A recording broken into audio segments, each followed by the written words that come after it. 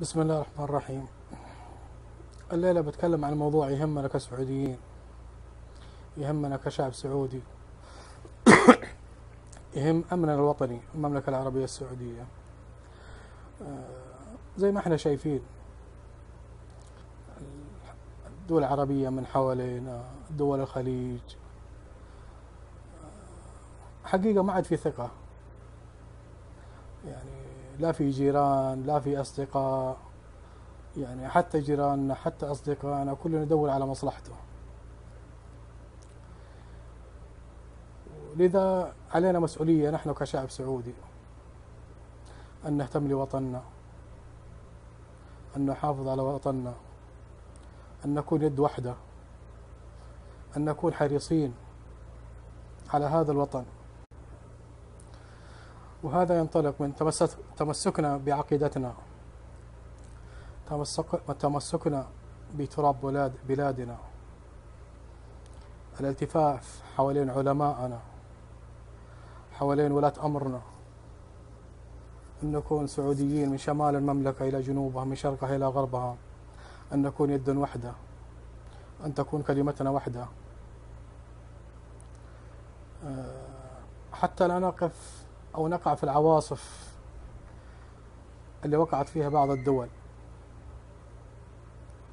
قد نرى الدول الآن معانا من جيران وأصدقاء، لكن لأجل كلنا عارفين لأجل مصالح، لكن متى ما انتهت المصالح سنرى السهام موجهة إلينا.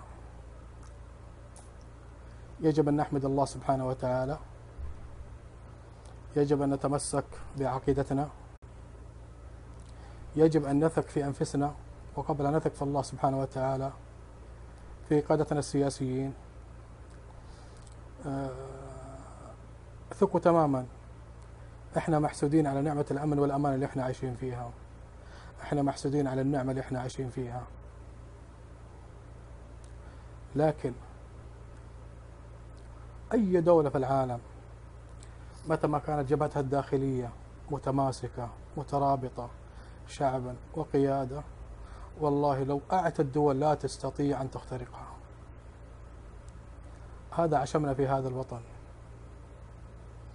وفي شعبه، وإحنا الحمد لله منذ الملك عبد العزيز، الملك فيصل، الملك خالد، الملك سعود، الملك عبد الله، الملك فهد رحمهم الله، إلى حد الملك سلمان، ونحن قلبا وقالبا يدا واحدة. نسأل الله سبحانه وتعالى أن لا يغير علينا.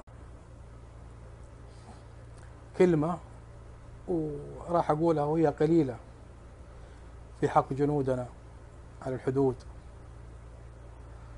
لكم جزيل الشكر حتى عينان السماء، رحم الله شهداءنا شهداءكم. نعرف ما قد تعانونه، تركتم أهلكم وبيوتكم من أجل الذود عن هذا الوطن وعننا نحن. ألف شكر وتقدير لرجال أمننا، مباحث الاستخبارات، الأمن العام، سهركم على أمن هذا البلد. نسأل الله سبحانه وتعالى أن يكون في ميزان حسناتكم.